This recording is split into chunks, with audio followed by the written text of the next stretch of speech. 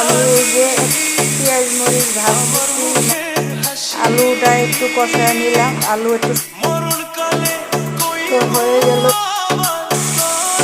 তো আমি এই যে পেঁয়াজ মরিচ ভাজতেছি, ময় মশলা এখন ম্যারিনেট করা এই যে মশলাটা আমি দিয়ে দিব।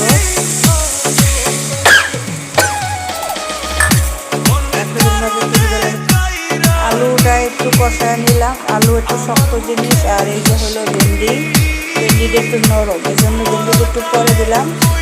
এখন ভেন্ডিটা সহকারে যদি একটু কষানো হয় পরে আমি দিয়ে দিব ঝোল। এখন তো হয়ে গেল এই যে আমার ট্যাংরা মাছ দিয়ে আর হলো ভেন্ডি আলু দিয়ে আমি বেশি ঝোল রাখি না, হালকা মাখো ঝোল রাখেছি। এই যে আমার হয়ে গেল রান্না।